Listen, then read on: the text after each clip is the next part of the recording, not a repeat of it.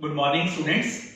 I just want to give you some instructions regarding the practical exam in the subject of forensic medicine. Okay. Usually we ask you to write a hypothetical medical legal report, that is injury report, and most common cases given to you are case of a stab injury, and usually I give you that there is a one stab injury in the abdomen and coils of intestines are protruding out from that wound. There is only one wound, that is the entry wound. There is no exit wound, and you have to prepare the MLR for that case. That is a very commonly exercise given to you in the university exam. Okay, in this case, basically, you have to describe the injuries, what is the dimensions of that injuries, length and breadth, what is the anatomical location of that injuries on the abdomen. If you can divide that abdomen into 9 quadrants and you can tell in which quadrants, then it will be good. Then distance from some anatomical landmark or bony landmark, like distance from the umbilicus, that you have to describe. Okay. And then at the end, when you give the opinion, you have to tell the nature of injury, kind of weapon, and the age of injury. And usually students give nature of injury straight away. So I advise you that don't give the nature of injury straight away. Usually we keep the nature of injury pending for radiologist report and surgeon notes. So it's better that you write same way, that nature of injury is kept pending for radiologist report and surgeon notes. But don't stop there. Then you write the radiologist note, that X-ray report or ultrasound report or CT scan report, whatever is that. And then you write the surgeon notes, like surgeon has done laparotomy, okay, the peritoneal cavity was full of blood, if intestine was, perforations were there, that was sutured. So whatever surgeon notes were there, you have to write that, and then you give your final opinion, that after going through the radiologist report and surgeon notes, I am of the opinion that injury mentioned in the MLR is dangerous to life. Okay, so write like that. Don't straightway declare the injury grievous or dangerous. First keep the injury pending for surgeon notes and radiologist report, but don't stop with that. Then you write the radiologist report and surgeon notes, and then you give the final opinion regarding the nature of injury after going through the radiologist report and surgeon notes. This is the one point that I want to say. Okay. Then another point in stab injury case is kind of weapon. Usually students write sharp edged weapon. Please don't write sharp edged weapon, write sharp pointed weapon. Okay. And also please remember, it's not necessarily that for stab injury weapon has to be sharp. Even a blunt pointed weapon can cause stab injury. So the important point in kind of weapon in case of stab injury is it's pointed, or it can be sharp or it can be blunt. Okay. So this is the second point that I wanted to stress upon.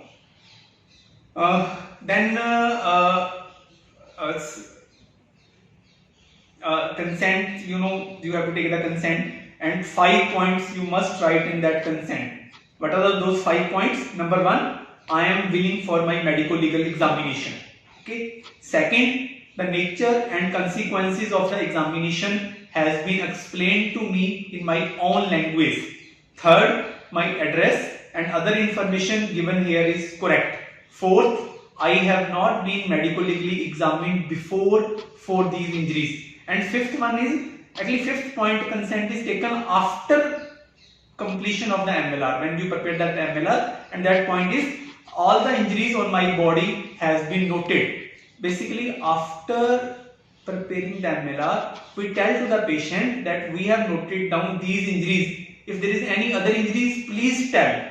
Okay, so we tell, your injuries on the abdomen has been noted, your injury on the forehead has been noted, your injury on the limb has been noted. So tell that, then ask if any other injury, please tell, so that later on patient may not say that doctor has purposely missed the injuries on the body. So you must remember these 5 points for consent, and usually we take consent in the local language. So in Punjab we take in Punjabi. Okay, we say मैं अपना medico legal परीक्षण करवाउण लई तैयार हां, इस ਪ੍ਰੀਖਣ ਦੇ ਨਤੀਜਿਆਂ ਬਾਰੇ ਮੈਨੂੰ ਮੇਰੀ ਭਾਸ਼ਾ ਵਿੱਚ ਸਮਝਾ ਦਿੱਤਾ ਗਿਆ ਹੈ। ਮੈਂ ਇਸ ਤੋਂ ਪਹਿਲਾਂ ਇਹਨਾਂ ਸੱਟਾਂ ਦਾ ਕੋਈ ਮੈਡੀਕੋ ਲੀਗਲ ਪ੍ਰੀਖਣ ਨਹੀਂ ਕਰਵਾਇਆ। ਮੇਰਾ ਐਡਰੈਸ ਤੇ ਹੋਰ ਇਨਫੋਰਮੇਸ਼ਨ ਜੋ ਇੱਥੇ ਦਿੱਤੀ ਗਈ ਹੈ ਉਹ ਬਿਲਕੁਲ ਸਹੀ ਹੈ ਅਤੇ ਐਂਡ ਦੇ ਉੱਪਰ ਲਿਖਵਾਉਣਾ ਹੈ ਕਿ ਮੇਰੇ ਸਰੀਰ ਤੇ ਲੱਗੀਆਂ ਸਾਰੀਆਂ ਸੱਟਾਂ ਨੋਟ ਕਰ ਲਈਆਂ ਗਈਆਂ ਹਨ। Okay, so these are the 5 points of the consent you must remember. Then there is a two identification mark you have to write. Writing two identification mark, this is called legal dictum. You must remember there are certain dictums in forensic medicine. One is Casper dictum that we have read in the chapter on putrefaction, that the rate of decomposition is 1:2:8 in if the body is open versus water versus burial. That was the Casper dictum. But here in MLR you have to remember legal dictum. Legal dictum is you have to note down two identification mark on the body, and identification mark written are usually scar mark. Usually we note down scar mark and we don't take any other mark which can change later on. Okay, like moles, we don't prefer moles. Scars are preferred over moles because they don't change over time. Okay, and in identification mark again you have to mention the anatomical location, the dimensions, distance from some bony landmark or anatomical landmark, just like we note down the injuries. Okay, जब हम injuries note करते हैं तब भी हम उस injuries की dimensions बताते हैं, उसकी लोकेशन बताते हैं और distance from some anatomical landmark बताते हैं। Same thing is for identification mark. जब भी आपने आइडेंटिफिकेशन मार्क लिखने हैं you have to tell the dimensions of the identification mark, like scar mark, like 2:1 centimeter scar mark on the right side of the forehead. Okay, 4 centimeter above the junction of the medial 1/3 and lateral to 2/3 of the right eyebrow, just like that. Anatomical location, dimensions and distance from some bony landmark, like that you have to tell the identification mark. Okay, okay. Another point that you have to remember, you must draw a pictorial diagram. Okay, MLR की जो आपको हम exam में sheet देते हैं ना, actually this time we will be giving you the printed sheets. Okay, already जो printed MLR pro forma है वो आपको हम देंगे, उसके पीछे पिक्टोरियल डायग्राम बनी होती है। On the pictorial diagram you have to show the site of injury, where exactly that injury is, that you have to show on the pictorial diagram. Okay, so please remember that, don't miss that, don't miss this point, that you have to show the site of injuries on the pictorial diagram. Okay, so this was regarding some points for a stab injury case. But suppose we give a firearm injury case, again that's very common. See, in Punjab very commonly we come across firearm injury case, and so we give the firearm injury case to the students. Okay, in firearm injury case the first thing that you should remember, what word to write for a firearm injury case. Like if there is firearm injury on the abdomen, how will you describe that wound? So we write it as a lacerated punctured wound. Remember this word, the firearm wounds are written as lacerated punctured wound. Okay, don't forget this point, lacerated punctured wound. And again you have to tell the dimensions, anatomical location, distance from some anatomical landmark or bony landmark. Okay, same thing that we describe the identification mark or any other injuries. But sometimes book says that it's better that firearm injury wounds are taken, distance is taken from the heel. Okay, you can do like that also, distance is taken from the heel to give it a uniformity. Okay, but in firearm injury case you also must tell the whether the edges are inverted or everted, because that will describe the entry wound or exit wound. Okay, plus you must tell whether there is any presence of burning, blackening or tattooing around the wound. This is very important. Even if it is absent, you must write it that burning, blackening and tattooing is absent. Okay, burning is because of fire, blackening is because of smoke, and tattooing is because of the deposition of the unburned particles. Okay, unburned particles, that is tattooing. Okay, that you must mention when you are describing a firearm injury wound. Another important thing in firearm injury cases is the examination of clothing. Okay, you must examine. Actually, examination of clothing is important in each and every case, but it is very important in firearm injury case. Okay, so in firearm injury case, you must examine the clothing and you must see the presence of any burning or blackening in the clothing corresponding to the injuries on the body, and you must send the clothing to the ballistic lab for examination of gunshot residue.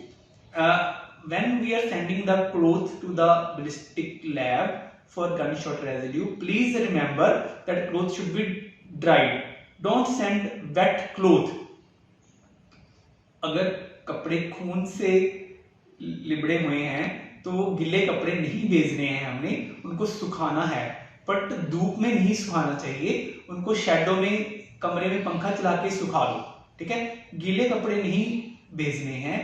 If we will send wet clothes, the clothes which are wet with the blood, they will get fungus will grow on those clothes. Okay, and we lab will not be able to detect any gunshot residue. Okay, so we ask this question also from you in the exam: how to send the clothing to the ballistic lab? So clothes should be dried in a shade under fan, you can say, and then put in the clothes bag. Then clothes bag is sealed and handed over to the police along with a sample of seal on a piece of cloth to be further handed over to the ballistic lab for detection of gunshot residue. So please remember like this. Okay. And if you come across any foreign particles in firearm injury case, maybe you recover some foreign particle during operation, like during operation bullet is recovered, or pellets are recovered, or wads is recovered, that is also sent to the ballistic lab for examination. Okay,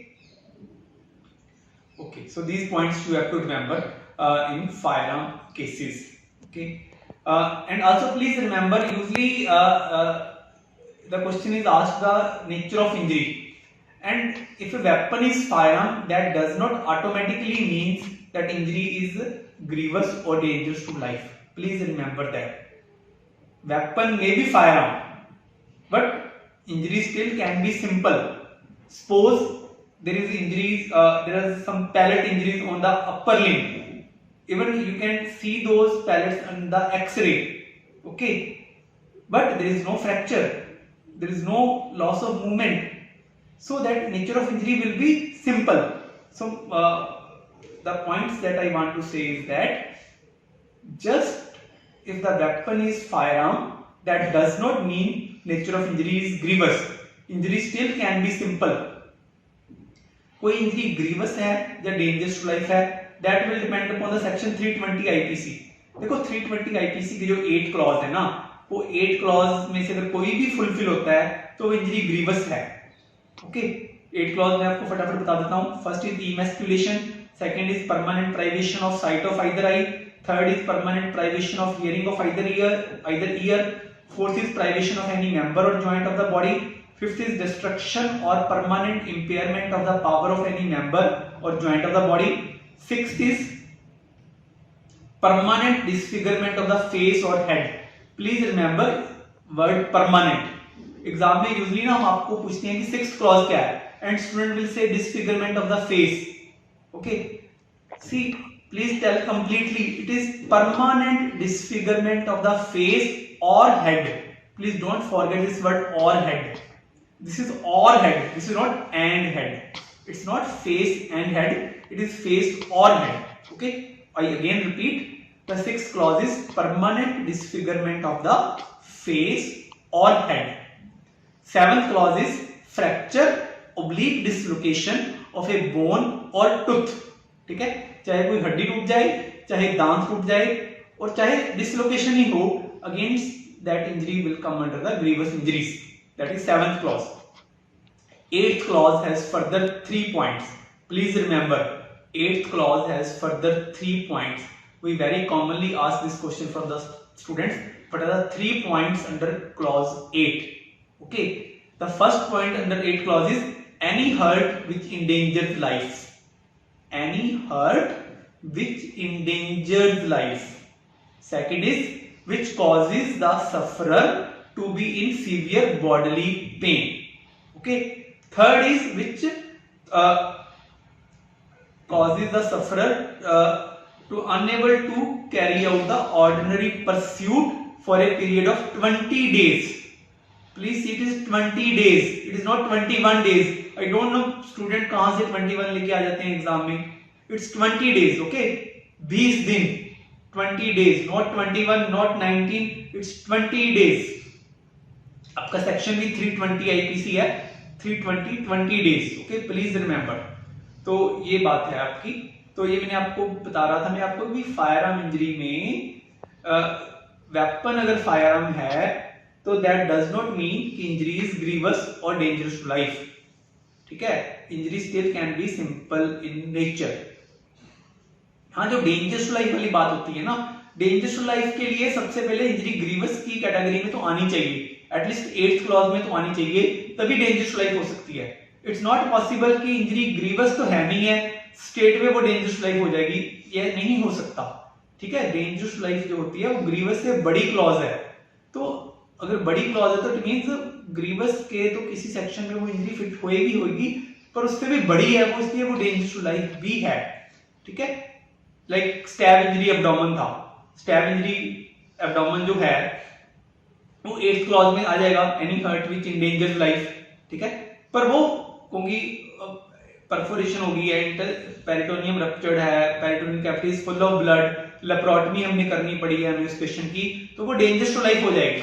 ठीक है, please don't say that injury is simple in nature. मैंने exam में देखा है, student की reports पढ़ी हैं, वो स्टैब इंजरी एब्डोमेन में लिखेंगे coils of intestines coming out, laparotomy done, peritoneal cavity full of blood and nature of injury simple in nature. बताओ how it can be simple. अब अगर ये इंजरी सिंपल है तो डेंजरस किसको बोलोगे आप? पेट के अंदर चाकू मारा है, इंटेस्टाइन्स बाहर आ गई हैं, ऑपरेशन करना पड़ गया, how it can be simple. Please don't say it as simple, it is dangerous to life. Okay, चलो ये कुछ पॉइंट है, प्लीज रिमेंबर दिस पॉइंट. मैं कुछ पॉइंट फिर आपको नेक्स्ट वीडियो में बताऊंगा.